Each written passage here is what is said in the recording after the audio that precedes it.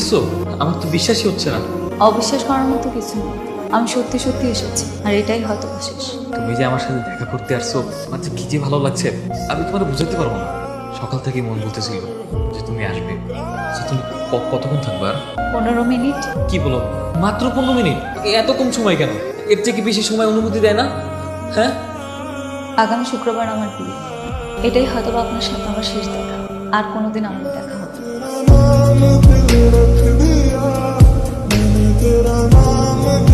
শেষবারের মতো একটু হাসবা? আমার জীবনে আমি শেষবারের মতো তোমার হাসিটা দেখতে চাই।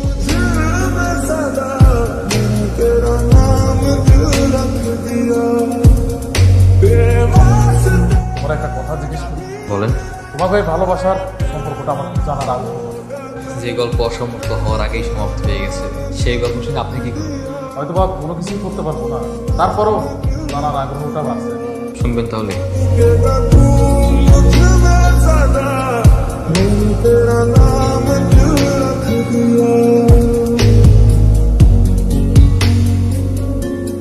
বাহ, আপনাদের এখানে তো বেশ সুন্দর সুন্দর ফুল, চমৎকার চমৎকার সব ফুল দিয়ে ফুলের বন্যা বানিয়ে রেখেছে। আপনাদের কি ফুলের দোকান আছে? কোথায় বিক্রি করবেন ফুল? না, আমাদের নিজের দোকান নেই। আমি মূলত আমার নিজের জন্যই ফুল নিতে এসেছি। আমরা তো পাইকারি বিক্রি করি, খুচরা বিক্রি করি না। আপনি অন্য দোকানে যান। পাইকারি বিক্রি করেন তো একটা গিফট করেন আমাকে। আপনি চাইলে কিন্তু আপনার নিজের হাতে আমাকে একটা ফুল দিতে পারেন। দেখুন, আপনি এখন চলে যান। আমরা খুচরা বিক্রি করি না, খুচরা নিতে হলে আপনাকে অন্য দোকান থেকে নিতে হবে। হ্যাঁ, এমন করছেন কেন? দিন না একটা ফুল। একটা ফুল দিলে কি এমন হয়? লামিয়া, লামিয়া, ওই পোলার সাথে কি কথা? বাহ, ওই গাছটা জানি কই রাখুন কইছিল না? গাছ না, আমি ওই পোলাটার কথা জিজ্ঞেস। ওই পোলার সাথে কি কথা? আব্বা, আমার কাস্টমার আইছিল আমরা এখান থেকে খুচরা দামে ফুলের গাছ নিতে। আমি কইছি আমরা পাইকারি ছাড়া বিক্রি করি না। ঠিক আছে না আব্বা? এইটুক কথা বলতে এতক্ষণ লাগলো? তুই আমার মেয়ে হয়ে আমার সঙ্গে মিথ্যা কথা কথা। আশ্চর্য ব্যাপার, আপনি ওকে মারছেন কেন? এই, কে আপনি? আমার নার্সারি, আমার মাইয়া, আমি যা ইচ্ছা করতে পারি। আপনি কি? আপনার সমস্যাটা কি? তো বাবা হয়েছেন তো কি হয়েছে? এত বড় মেয়ের গায়ে কেউ হাত তোলে? আপনি কি মানসিকভাবে অসুস্থ? ও, আপনার কাছে ঠিক হইব? আপনি যান, যান আপনি।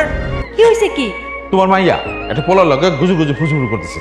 কি রে, তোর আব্বা যেগুলো বললো ওগুলো ঠিক? আম্মা, আমার দোকানে একটা কাস্টমার আইছিল। হায়া কইছে যে খুচরা দামে ফুলের গাছ নিতে চায়। আমি শুধু কইছি পাইকারি ছাড়া আমরা গাছ বিক্রি করি না। আম্মা প্রথম কাটদায় যে আমি এটা ছাড়া কোনো কথা কই না। আমার আমার সাথে কি আপনি এখানে? আমাদের আবার দেখা হলো। ফুলের গাছগুলো রাখুন, আমার দেরি হয়ে যাচ্ছে, আমার টাকাটা দিন। রাখেন মানে? আমি কি গুলি পরিচর্যা করতে জানি নাকি? তুমি আমার সাথে সাথে চলো, কিভাবে পরিচর্যা করতে হয়, কোথায় গিয়ে রাখতে আমাকে শেখাবো। চলো, আসো। আমাকে এখনই যেতে হবে, আমার দেরি হয়ে যাচ্ছে। তাই বলে কাস্টমারকে ভালো মতো চারাটাও বুঝিয়ে দিবা না? এখন আমি যদি এগুলো মেনটেনই না করতে পারি, তাহলে আমার চারা দেখে কি লাভ? চলো চলো চলো। আচ্ছা, একটা কাজ করতে পারবা? তুমি প্রতিদিন সকাল বিকাল রোজ 2 বেলা আমার গাছগুলো দেখাশোনা করার জন্য চলে আসো তো। কত টাকা দিবো বলো? আমাকে দেখে কি আপনার কাজের মেয়ে মনে হয়? আমি ফুলের চারা বিক্রি করি, তার মানে এই না যে আমি কাজের মেয়ে। জাস্ট মজা করলাম আর কি। বন্ধুর সাথে কি মজা করতেই পারে। টাকাটা দিন, আমি চলে যাবো। কিরে, তোর আসতে দেরি হলো? আব্বা, হয়েছে কি, ওনার না বাসায় গিয়া পাই নাই, এই জন্য একটু দেরি হয়ে গেছে। আসসালামু আলাইকুম, কে বলছেন? আঙ্কেল, আমি একটু আগে যে বাড়িতে চারা বিক্রি করে গিয়েছিলেন, এই বাড়ি থেকে বলছি। চারা পাইছেন তো, নাকি সুবিধা অসুবিধা আছে? আগে চারাগুলো এত সুন্দর ছিল, আমার মা তো খুব পছন্দ করে। তারা আরো বেশ কিছু চারা প্রয়োজন। আপনি যে সমস্ত গাছ নিয়েছিলেন, যে আইটেমগুলা, সেইগুলাই কিছু বাড়াইতে পাঠায় আমি লোক পান অথবা অন্য কাউকে পাঠিয়ে দিতেছি, ঠিক আছে? একটু আগে যে মেয়েটা আসছিল না, ওকে পাঠালেই হবে। তাকেই পাঠাতে হবে কেন?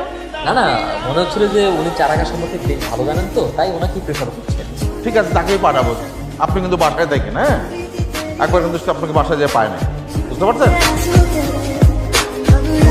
কি ব্যাপার, আসছো? আসলে মনের ভিতর টান থাকলে না এসে কই যাবো? কি বলতেছেন এসব আপনি? টাকা দেন, চারাগুলো রাখেন, আমি যাবো। এত সহজে তো যাওয়া যাবে না। আজকে তোমাকে অনেক সুন্দর লাগছে। মানে? গাছগুলোকে অনেক সুন্দর লাগছে, একদম পুরো তোমার মতো। আপনি সেই পোলা যার কাছে আমি নিজেই আমার মেয়েকে পাঠাইছি। ঘন্টার পর ঘন্টা সময় চলে যায়, কি করে আমার মেয়ে কোল যায়। অনেক সাহস হয়েছে আপনার। আব্বা, সত্যি করে কইতেছি, এখানে আমার কোনো দোষ নেই আব্বা। আপনারা কিছু বলবেন, আমি যা বলার আমার সন্তানকে শাস্তি হবে না। আপনার মায়ের সঙ্গে আমি শাস্তি চাই। আব্বা, আমার কোনো দোষ নেই আব্বা, আমি সে কিছু দোষ না। হইতে বিশ্বাস হয় না। এই সমস্ত চল, আব্বা, আপনার মার সামনে হবে, চলেন চলেন। অনেক তো মারছেন, আজকের দিনে মাফ করে দেন, আর করবে না। তুই ওর মাথা কাছে তুই নষ্ট আর যদি কোনদিন হয়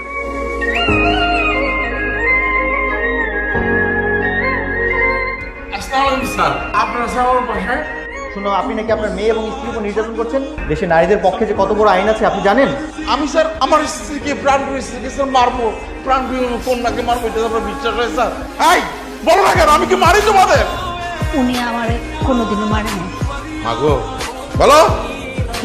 না, আব্বাই কোনোদিনও আমাকে মারে না। স্যার স্যার এই লোকটা একটা মিথ্যুক স্যার, মিথ্যা কথা বলতে স্যার। ওনার ভয়ে এরা কেউ মুখ খুলছে না স্যার। স্যার স্যার আপনি প্লিজ স্যার ওনাকে অ্যারেস্ট করেন স্যার। স্যার আপনি চলে যাওয়ার পর আপনি আসার কারণে এদেরকে আবার মারবে স্যার, আবার নির্যাতন করবে। উন্মাদ উনি না, উন্মাদ তুমি। তুমি চলো আমার সাথে। লামিয়া, দেখুন আপনি আর এখানে আসবেন না। কেন? কারণ আপনার সাথে দেখা হওয়ার পর থেকে আমি একটার পর একটা ঝামেলা ফেস করছি। আমার সঙ্গে দেখা করার আগ থেকে কি খুব ভালো ছিল? আমি বুঝি না পৃথিবীর কোনো বাবা কি তার মেয়েকে এইভাবে অত্যাচার করতে পারে। আর বলতে ইচ্ছে করছে না, তারপর বলতে হচ্ছে। তোমার বাবা একজন মানসিকভাবে অসুস্থ মানুষ, একজন খারাপ মানুষ। আমার বাবার সম্পর্কে একটা খারাপ কথা বলবেন। আমার বাবা খুবই ভালো মানুষ ছিল। উনি আমার বাবা না। মানে পানা মানে তাহলে বাবা বলে ডাকছো কেন? কে সে? কারণ আমার বাবা মারা যাওয়ার পরে আমাদের যখন যাওয়ার কোনো রাস্তা ছিল না, তখন তিনি আমাদের আশ্রয় দিয়ে আমার মাকে দ্বিতীয় বিয়ে করেছে। তাই বলে এইভাবে অত্যাচার করবে, এইভাবে নির্যাতন করতে পারে? অবশ্যই করতে পারে। লামিয়া, এগুলো কোনো কথা হতে পারে না। তুমি শোনো, আপনি প্লিজ আমাকে আর ডিস্টার্ব করবেন না, আর আমার সাথে দেখা করতে আসবেন।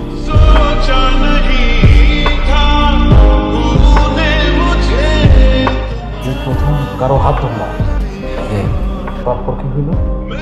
তারপরে আবির সাহেব, আপনার ফাঁসির সময় ঠিক করা হয়েছে। আপনার কিছু খেতে মন চাইলে বলতে পারেন। আমি একটু ফুচকা খেতেছি। আচ্ছা দেখতেছি।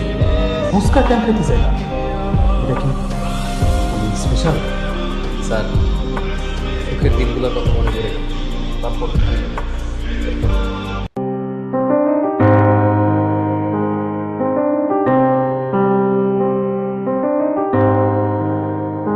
इस चाहत में मर जाऊंगा मैं তুমি আমাকে ডেকেছো? হ্যাঁ, একটা কথা বলি। একটা কেন, একশোটা বলবো। আমি তো সারাক্ষণ তোমার সঙ্গে কথা বলার জন্য আপনি আমার কাছে কি চান বলুন তো? ফুচকা খেতেছি। কি? এটাই তো আর না, এটাই শেষ ইচ্ছা। মামা, এখানে এক প্লেট ফুচকা দিয়েন তো। আমি কিন্তু আপনার সাথে আর দেখা করতে পারবো না। এখানে রাখবো না, আবার অন্য কোথাও গেল। আপনার সেই ইচ্ছাটা আপনি পূরণ করুন। দোয়া করি আপনার সাথে যাতে আমার আর কখনো ফুচকা খেতে না হয়। কোনো সমস্যা নেই, কিন্তু ওরা এমন দোয়া করো না যেন মরার আগে আমার সেই ইচ্ছা হয় তোমার সাথে ফুচকা খেতে যাওয়া। মা, কতটুকু বাকি হয়েছে? এগুলো কোথায় পাইলি? ছেলেটা দিছে তাই না? মা, কি বলছে? আমি তোর মা, তুই না বললে অনেক কিছু বুঝতে পারি। मैं फिर भी तुमको আপনাকে একটা কথা জিজ্ঞেস করবো। এই যে আপনি আমার পেছন পেছন ঘুরছেন এত কিছু হওয়ার পর, কেন বলুন তো? অবশ্যই সত্যি বলবেন। আমি প্রথম যেদিন তোমাকে দেখি, তোমাকে আমার খুব ভালো লেগে গেছে। কি বলছেন? আমি তোমাকে ভালোবাসি, হবে আমার স্ত্রী। কথা দিচ্ছি, কখনো কোনো দুঃখ করতে স্পর্শ করতে দেব না। ভালোবাসি। ये रास्ते अलग हो जाए चलते चलते हम खो দাঁড়ান দাঁড়ান, লামিয়া বেগম দাঁড়ান দাঁড়ান দাঁড়ান। লামিয়ার মা, লামিয়ার মা, আপনার কিছু দরকার? আপনি জানেন না আপনার মেয়ে কি করতেছে? ফালতু পোলাপানের সাথে ঘুরে ফিরে ইচ্ছে ইচ্ছে করে তার বিবাহ আমি ঠিক করেছি ওই যে সিএনজি চালায় রতনের সাথে। রতন, ও তো একটা নেশাখোর। এখান থেকে যে টাকা পায় নেশা করে সব টাকা উড়ায় দেয়। আমার মেয়ের আমি রতনের সাথে বিয়ে দিব। ওনার শুভ বিবাহ ওই রতনের সাথে হবে এই বাড়িতে। আমি অভিভাবক, আমি খাওয়াই, আমি পড়াই, অতএব আর কোনো